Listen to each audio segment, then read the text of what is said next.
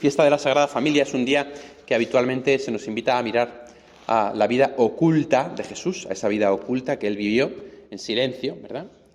Y de la cual se suele decir que no sabemos mucho, porque en el Evangelio aparecen algunos acontecimientos ligados al nacimiento de Jesús y luego ya pues un episodio aislado cuando tiene 12 años, ¿os acordáis? Que se pierde en el templo y luego ya cuando sale para ser bautizado. Pero en realidad sí que sabemos cómo fue la infancia de Jesús. Y hoy quería dedicar la homilía a explicárosla. Sabemos que Jesús nació de María, de la tribu de David, porque José era de la tribu de David, es decir, descendiente del rey David, que quiere decir que era descendiente de Judá, de la tribu de la que vendría el Mesías, y que nació en Belén de Judea, que era donde se decía que nacería el Mesías, el mismo lugar donde nació el rey David, el mismo lugar en el que nació el que iba a ser el rey de quien viniese el Mesías. Sabemos también que a los 8 días de su nacimiento le llevaron a circuncidar. A los 8 días siempre se llevaba a los niños a circuncidar. La circuncisión hacía que ese niño entrase en el pueblo de Israel. Y Jesús así se hace oficialmente judío. Durante esos primeros 7 días de su vida es simplemente un niño más y al 8º día se le hacen los rituales propios que hacía lo que llamaríamos hoy un rabino, es decir, un maestro. Le hacía la circuncisión, una circuncisión ritual, no era solamente lo que es el acto de cortar, sino una liturgia que rodeaba a ese momento y que era también un modo de alegrarse porque su hijo entraba en la familia de los hijos de Dios, en el pueblo elegido, en la familia de Israel. Podríamos decir que es como nuestro bautismo, un momento de alegría porque de algún modo entraba a formar parte del pueblo de Israel y en ese momento se le imponía el nombre, igual que en el bautismo, y entonces lo llaman Jesús, que significa Dios nos salva, tal y como había llamado el ángel a Jesús, Dios nos salva.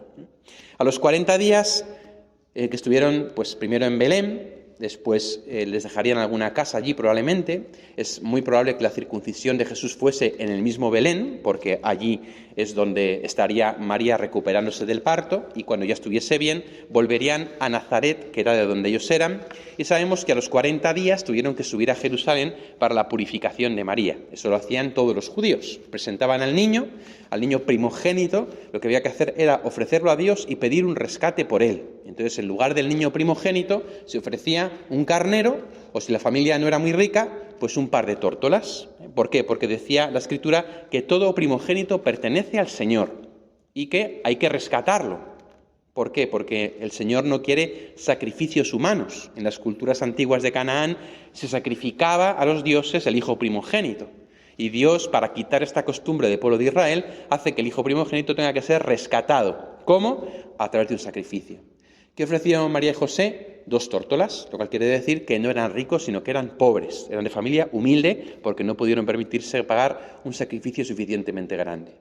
Cuando pasaron esos 40 días, Jesús volvió a Nazaret con sus padres y sabemos que José fue avisado por el ángel para irse a Egipto porque Herodes buscaba al niño para matarlo. Fueron efectivamente inmigrantes en Egipto, una lengua desconocida, un lugar desconocido donde no conocían a nadie, pasarían penurias y necesidades. José trabajaría allí haciendo un poco lo que podía hasta que Herodes murió. Herodes murió cuando Jesús todavía era pequeño, más o menos debió morir cuando Jesús tenía unos 4 o 5 años, poco después de la matanza de los inocentes, que fue pues más o menos en torno a unos 3 años después del nacimiento de Cristo, porque dice el Evangelio que Herodes mandó matar a todos los niños de 3 años para abajo. Por lo tanto, sabemos que en torno a esa época fue más o menos cuando había recibido la visita de los magos y cuando se ve burlado, entonces decide matar por si acaso. En torno a los 5 años o por ahí de Jesús, por lo tanto, moría Herodes. Y entonces vuelven otra vez José y María con Jesús a Nazaret y se instalan allí. ¿Cómo es la infancia entonces de Jesús a partir de ahí? Bueno, aprendería a andar y a hablar por mano de sus padres, aprendería la lengua aramea, que era lo que hablaban en ese momento, y también la lengua griega, que sería como nuestro inglés. Igual que ahora los niños aprenden español e inglés, pues Jesús aprendió arameo y griego, y así se fue poco a poco formando. Jesús dio pruebas muy pronto de que tenía una inteligencia avanzada, porque sabemos que sabía escribir, y en aquella época no todos aprendían a leer y escribir. Y por eso sabemos que le debieron llevar a alguna escuela, lo que llamaríamos hoy rabínica, algún maestro de la ley que hubiera en Nazaret, que le comenzaría a instruir en la ley más allá de lo que sus padres le pudieran instruir. A los 12 años es la primera vez que oficialmente Jesús va a Jerusalén. Puede que hubiera ido antes. Pero en ese momento se da lo que hoy llaman la Bar Mitzvah, es decir, la iniciación del niño adolescente judío en la ley de Israel. Entonces es como la confirmación, para que nos entendamos, ¿no? Es como cuando ya le presentan ante el templo como un varón israelita que ya es capaz de cumplir todos los preceptos de la ley. Y efectivamente, a partir de la Bar Mitzvah, entonces Jesús tiene que empezar a cumplir los 613 mandamientos de la ley de Israel. Ya le obligan a partir de ese momento. Ese momento es especial porque sabemos que no solamente hacen la Bar Mitzvah allí en Jerusalén, sino que Jesús se queda, y se queda hablando con los doctores de la ley. Ahí ya Jesús manifiesta que él es consciente de que su padre no es José, de que su padre es Dios, porque dice, yo debía estar en la casa o en las cosas de mi padre. Entonces, en ese momento sabemos que ya Jesús es consciente de que tiene una misión y de que su filiación es una filiación divina.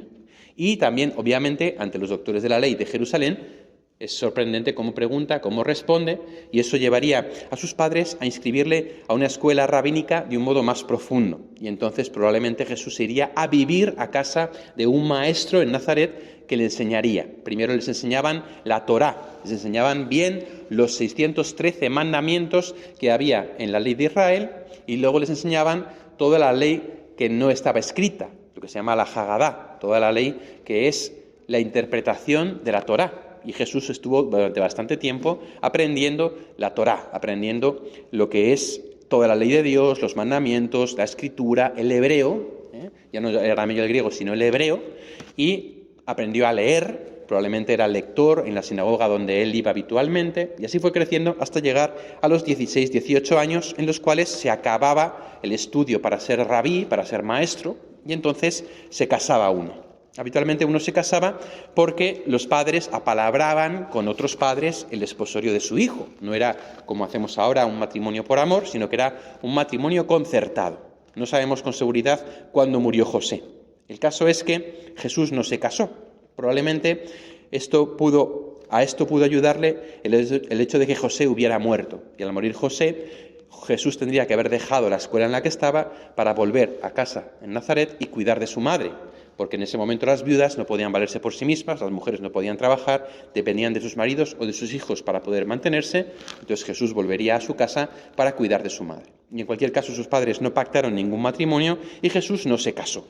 Ahí entramos en lo que llamaríamos hoy la mayoría de edad de Jesús, en la cual él reanudaría el trabajo de carpintero de su padre y trabajaría seguramente en Cafarnaún, una ciudad cercana a Nazaret, donde había mucha demanda de arreglos, de objetos, de muebles, porque era una ciudad donde había gente que tenía dinero y se lo podía permitir, no así Nazaret, que no era una ciudad muy rica. Y Jesús seguramente iría y vendría a Cafarnaún para trabajar y así podía ir poco a poco sacando adelante a su madre, mientras en ese tiempo, después de haberse formado como rabí, como maestro, aprendería ya no solamente la ley judía, sino cómo todo ello se refería a él. Haría una relectura de la Sagrada Escritura en la que se reconocería a sí mismo en ella y entonces iría aprendiendo que la Biblia estaba hablando de él.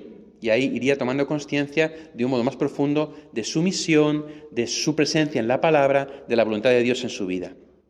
Cuando llegase en torno a los 25 más o menos años, ya causaría perplejidad en su pueblo que no se hubiera casado. Y es probable que hubieran surgido habladurías en torno a Jesucristo. De hecho, hay algún pasaje en el que Jesús se aplica a sí mismo el nombre de eunuco, y algunos exegetas dicen que puede ser porque fuese de algún modo una especie de insulto o de burla que hubiera recibido Jesús. En aquella época no era normal no casarse. No era normal no casarse, y si había alguno que no se casaba, se iba con los esenios, que eran como unas monjes que había en el desierto, y por lo tanto probablemente Jesús tuvo que sufrir de algún modo el oprobio, el insulto o la duda de por qué no se casaba. Pero Jesús lo vivió con paz, porque él sabía que estaba inaugurando un nuevo modo de vivir, el celibato, vivir exclusivamente para Dios, integrar la sexualidad al servicio del amor. Y en esto fue pionero, en esto ciertamente no se puede decir que haya un parangón en la historia. Cuando pasaron los 30 años, ya sabemos lo que pasó. Después de cuidar a su madre, llega ese momento en que la predicación de Juan Bautista llega a oídos de Jesús en Nazaret y él sabe que esa es la señal que le está dando Dios Padre para que salga de su casa. Y efectivamente Jesús, de algún modo, deja a su madre Algo que también puede resultar inusitado y que puede que fuera mal visto por su propia familia. De hecho, sabemos que dice el Evangelio, Juan 10 y otros sitios, que la familia de Jesús no creían en él y que de algún modo le despreciaban. Probablemente el hecho de no casarse y el hecho de abandonar a María a los 30 años fue algo que no sentó muy bien a la familia de Jesús. De hecho, María sabemos que a partir de un cierto momento se integra en el grupo de los discípulos de Jesús y empieza a seguirle, como si fuese una más, en ese pasaje en el que, como sabéis, vienen Jesús y María y sus parientes a buscar a Jesús y le dicen, mira, están ahí tu madre y tus hermanos que te buscan. Y Jesús dice, ¿quién es mi madre y quiénes son mis hermanos? El que escucha la voluntad de mi Padre y la cumple, ese es mi hermano y mi hermana y mi madre. En ese momento de malestar en que los hermanos de Jesús, los parientes de Jesús con María, vienen a buscarla, a decir, oye, ¿qué haces que has dejado a María sola? Jesús responde con esta frase y María lo entiende y entonces se integra en el grupo de los discípulos, mientras que los parientes de Jesús de algún modo reniegan de él. De hecho, en el Evangelio de Marcos llegan a decir que estaba loco. Los propios parientes de Jesús llegan a decir de Jesús que estaba fuera de sí, que se había vuelto loco. Y ahí Jesús prosigue su misión, como ya sabéis, los 3 años de vida pública, etc. Por tanto, este tiempo de la infancia de Jesús es un tiempo de vida oculta, pero sabemos que transcurrió como la de cualquier otro judío. Y es hermoso poder imaginarnos, por eso os he querido predicar sobre esto, esta historia de Jesús. Porque Jesús a veces le perdemos la pista, ¿no?, en el portal de Belén y de repente lo vemos aparecer ya con 30 años en el Jordán. Pues todo esto fue lo que sucedió durante su vida, en la cual fue una preparación en el fondo para su misión pública.